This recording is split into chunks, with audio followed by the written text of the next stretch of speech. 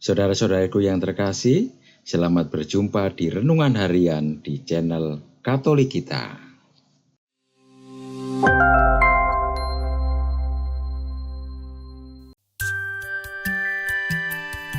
Hari ini, Selasa, 25 Maret 2025, Hari Raya Kabar Sukacita. Bacaan pertama. Bacaan diambil dari kitab Yesaya, bab 7, ayat 10 sampai dengan 14, dilanjutkan bab 8, ayat 10b.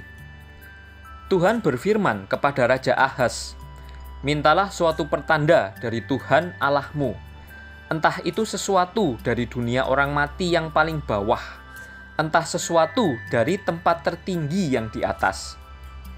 Tetapi Ahaz menjawab, "Aku tidak mau minta. Aku tidak mau mencobai Tuhan." Lalu berkatalah Nabi Yesaya, "Baiklah, dengarkanlah hai keluarga Daud. Belum cukupkah kamu melelahkan orang, sehingga kamu melelahkan Allahku juga? Sebab itu, Tuhan sendirilah yang akan memberikan suatu pertanda.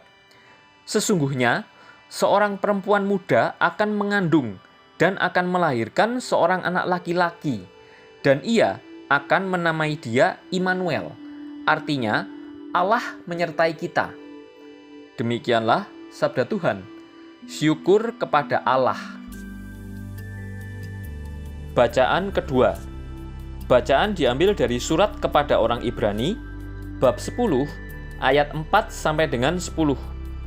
Saudara-saudara, tidak mungkin darah lembu jantan atau darah domba jantan menghapuskan dosa. Karena itu, ketika Kristus masuk ke dunia, Ia berkata, "Kurban dan persembahan tidak engkau kehendaki. Sebagai gantinya, engkau telah menyediakan tubuh bagiku. Kepada kurban bakaran dan kurban penghapus dosa, engkau juga tidak berkenan. Maka aku berkata, lihatlah, aku datang untuk melakukan kehendak-Mu, ya Allahku." Jadi mula-mula Ia berkata, "Engkau tidak menghendaki kurban bakaran dan kurban penghapus dosa, meskipun dipersembahkan menurut hukum Taurat." Dan kemudian Ia berkata, "Lihat, aku datang untuk melakukan kehendak-Mu." Jadi yang pertama telah Ia hapuskan untuk menegakkan yang kedua. Dan karena kehendaknya inilah kita telah dikuduskan satu kali untuk selama-lamanya oleh persembahan tubuh Yesus Kristus. Demikianlah sabda Tuhan.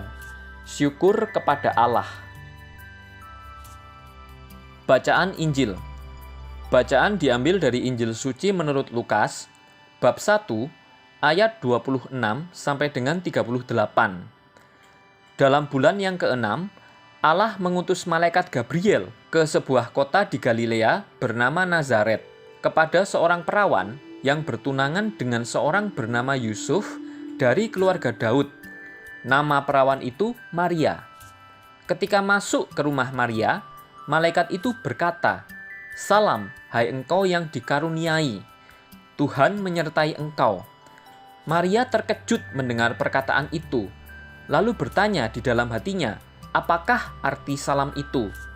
Kata malaikat itu kepadanya, "Jangan takut, hai Maria, sebab engkau beroleh kasih karunia di hadapan Allah. Sesungguhnya engkau akan mengandung dan akan melahirkan seorang anak laki-laki, dan hendaklah engkau menamai dia Yesus. Ia akan menjadi besar dan akan disebut Anak Allah yang Maha Tinggi. Dan Tuhan Allah akan mengaruniakan kepadanya tahta Daud, bapa leluhurnya.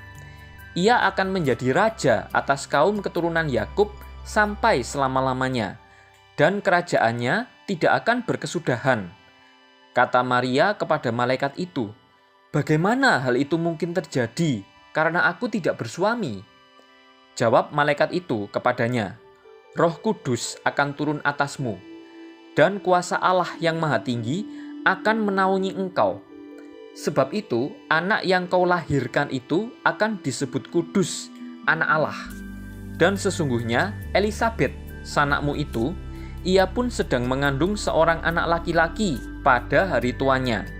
Dan inilah bulan yang ke-6 bagi dia yang disebut mandul itu. Sebab bagi Allah tidak ada yang mustahil. Maka kata Maria, "Sesungguhnya aku ini adalah hamba Tuhan. Terjadilah padaku menurut perkataanmu itu." Lalu malaikat itu meninggalkan dia. Demikianlah sabda Tuhan. Terpujilah Kristus. Kabar yang menyelamatkan melalui Maria. Hari Raya Kabar Sukacita merupakan salah satu hari raya terpenting dalam gereja.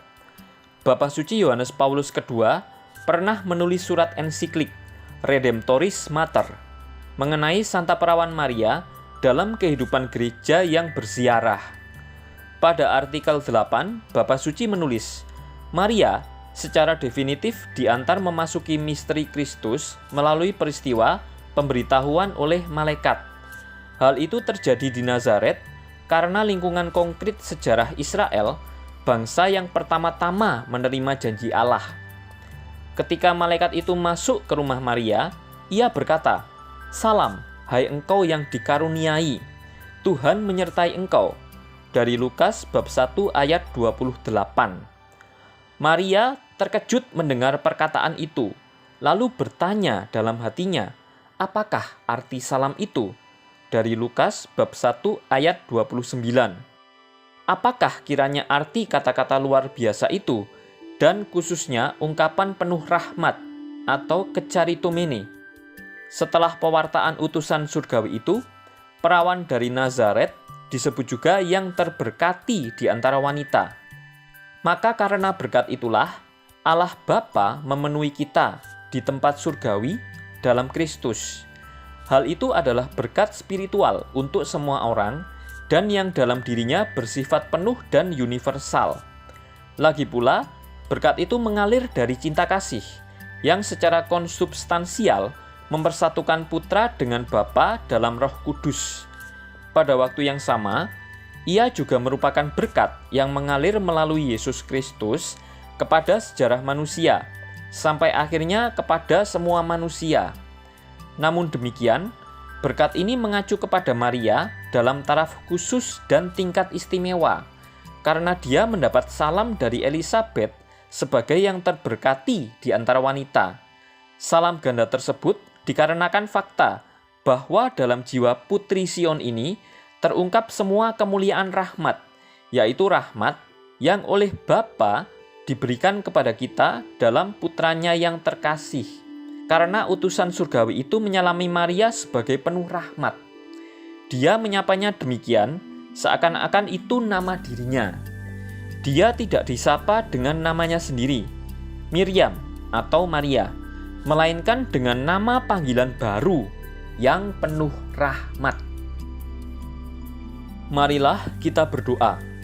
Ya Allah, Engkau menghendaki agar sabdamu menjelma menjadi manusia dalam rahim perawan Maria.